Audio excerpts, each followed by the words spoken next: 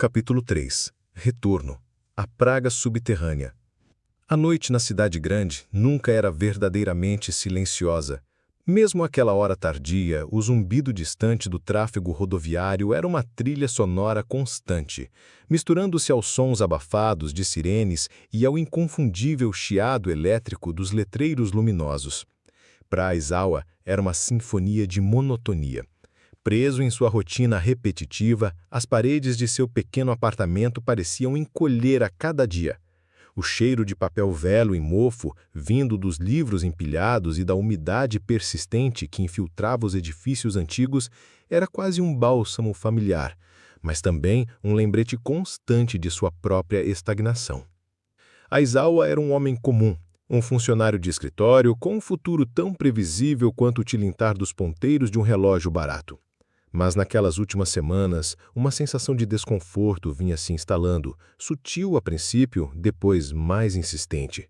Era como se estivesse sendo observado, perseguido por algo que não conseguia ver.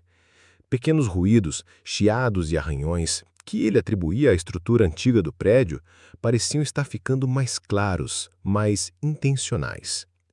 Naquela noite, a sensação era insuportável.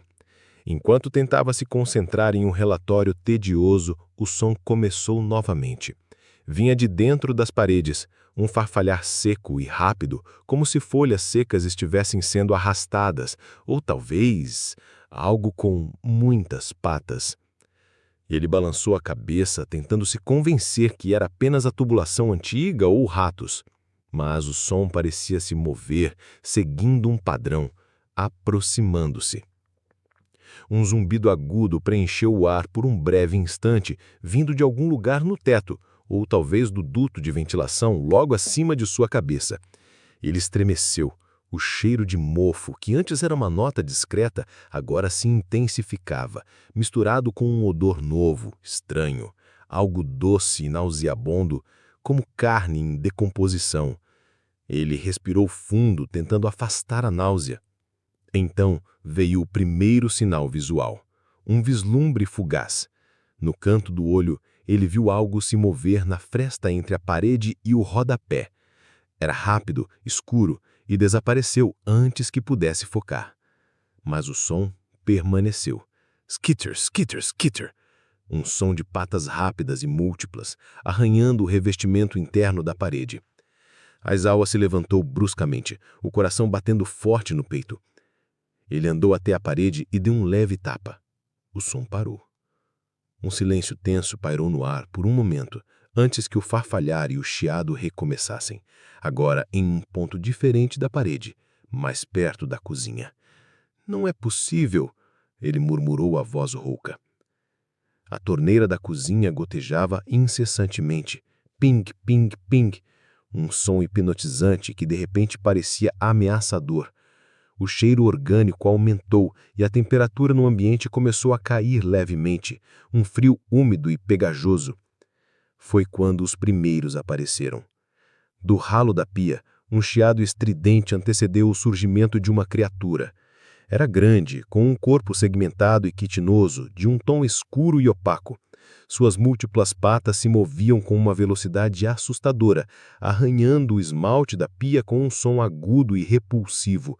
Sua cabeça, se é que se podia chamar assim, tinha protuberâncias estranhas e antenas que se agitavam no ar como se estivessem cheirando a presença de Aizawa. Parecia uma barata gigante, mas com uma inteligência maligna nos movimentos. Outra surgiu do duto de ventilação, caindo no chão com um baque suave, quase um clank abafado, e começou a correr em sua direção, suas patas fazendo o mesmo skitter-skitter. Mais e mais criaturas começaram a emergir das frestas nas paredes, dos cantos escuros do teto, dos pequenos buracos no chão. O apartamento de Aizawa estava sendo infestado. O som de centenas de patas raspando e o zumbido coletivo de seus corpos em movimento criou uma sinfonia de horror. Aizawa gritou. Um som rouco e desesperado que se perdeu em meio ao chiado e farfalhar. Ele recuou, tropeçando nos próprios pés. As criaturas não eram apenas insetos, elas eram maiores, mais organizadas, e ele reconheceu seus movimentos, seus cheiros, seus sons. Uma onda de pânico varreu Aizawa enquanto ele tentava lembrar. Ele tinha mexido com algo. Sim, anos atrás. Durante um experimento de descarte de resíduos industriais, ele havia negligenciado os protocolos de segurança. Havia um material orgânico, um composto experimental que não deveria ter sido descartado no esgoto. Ele havia acreditado que a diluição o tornaria inofensivo. Um frio na barriga gelou mais do que o ar. Aquele composto era uma forma de vida latente, uma matriz biológica que agora, de alguma forma, havia retornado. Essas criaturas eram resultado de sua irresponsabilidade, e elas estavam vindo para ele. O passado havia voltado para assombrá-lo. Ele correu para a porta, tentando abri-la com as mãos trêmulas. O som de seus próprios passos apressados e sua respiração ofegante eram abafados pelo coro crescente das criaturas. Elas eram rápidas, algumas já subiam pelas suas pernas, as patas arranhando suas calças com uma sensação nojenta. Ele as sacudiu, gritando: "Saiam! Saiam de mim!" Ele conseguiu abrir a porta e correu para o corredor, mas as criaturas não pararam. Elas escorregavam pelas frestas sobre a porta, subiam pelas paredes e se espremiam pelas aberturas do duto de lixo, acompanhando-o com um choramingar agudo, que parecia quase uma provocação. Aizawa correu sem rumo pelo corredor escuro do prédio, o eco de seus passos e o coro das criaturas formando uma perseguição aterrorizante. Ele ouvia o ranger dos elevadores e o som de portas sendo abertas e fechadas com força, indicando que outros moradores também estavam percebendo a infestação. Ele não conseguia parar de pensar: Kikan, retorno. Elas tinham voltado para ele. No mesmo momento, do lado de fora do prédio, o professor Souti Bamba se aproximava. As luzes de emergência dos carros de polícia e bombeiros piscavam em um ritmo urgente, pintando as ruas molhadas com seus tons vermelhos e azuis. O som de sirenes enchia o ar, misturado com as vozes ansiosas dos moradores que se aglomeravam curiosos e assustados.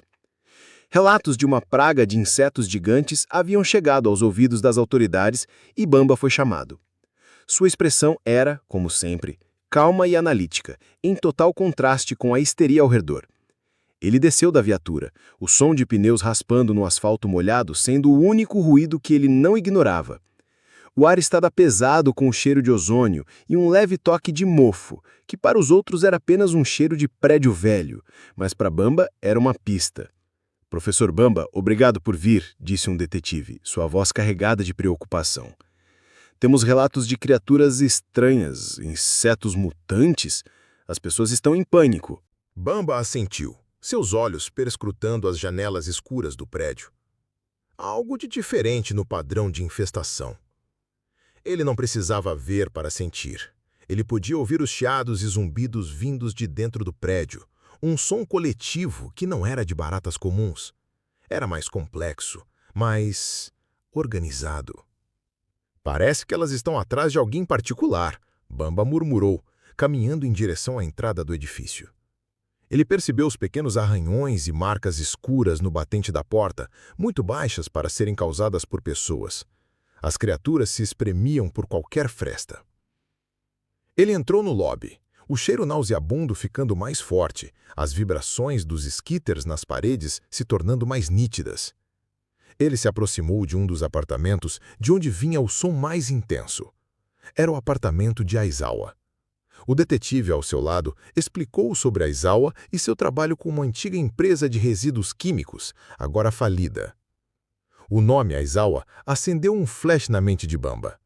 Ele havia lido sobre um incidente de descarte ilegal de um composto biológico experimental anos atrás, um caso que foi abafado. Era uma forma de vida sintética, supostamente inerte. Mas os Kagewani eram mestres em se adaptar, em retornar. Aizawa estava encurralado no final de um corredor. Seu corpo estava exausto, sua respiração pesada e ofegante, ecoando no espaço confinado. As criaturas, centenas delas, se aglomeravam ao seu redor, formando uma parede escura e farfalhante. O zumbido agudo de seus corpos preenchia o ar, quase vibrando os ossos de Aizawa. Elas não o mordiam com ferocidade, mas o tocavam, subiam em suas roupas, suas patas finas e frias rastejando sobre sua pele.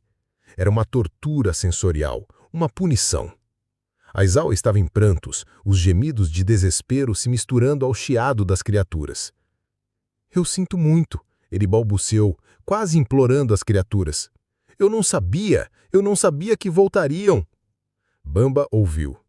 As criaturas respondiam ao desespero de Aizawa, ao seu medo.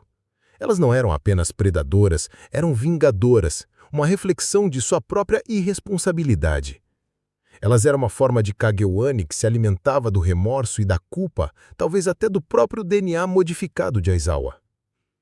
Bamba notou que o som delas era intensificado pelo eco no corredor. O zumbido parecia mais forte perto dos aparelhos eletrônicos, sugerindo uma sensibilidade a campos eletromagnéticos. Preciso que desliguem a energia deste andar, imediatamente, e preparem uma fonte de som de alta frequência direcional. Os sons do desligamento de disjuntores, o estalo de luzes morrendo no corredor, foram seguidos de um silêncio momentâneo que foi preenchido pelo zumbido desorientado das criaturas. Na escuridão quase total, o medo de Aizawa era a única coisa que as guiava agora. Aizawa! A voz de Bamba cortou o ar.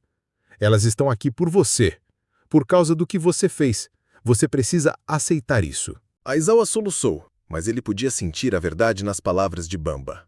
As criaturas, enquanto não podiam falar, estavam se comunicando com ele de uma forma visceral, forçando-o a confrontar seu passado. Então, Bamba acionou o dispositivo. Um som agudo, um pulso de alta frequência, foi liberado, preenchendo o corredor. Era um som que os ouvidos humanos mal podiam discernir, mas que para as criaturas era insuportável. O zumbido dela se transformou em um guincho coletivo de dor e confusão. As patas, antes coordenadas, agora se moviam em desordem, batendo umas nas outras. As criaturas começaram a recuar, não em pânico, mas em uma retirada organizada, buscando refúgio. Elas se espremiam nas frestas do chão, nos buracos das paredes, voltando para o subsolo de onde vieram, seus chiados diminuindo à medida que desapareciam na escuridão. O cheiro de ozônio e mofo começou a se dissipar. Aizawa desabou no chão, o corpo tremendo em espasmos. Ele estava exausto, física e mentalmente.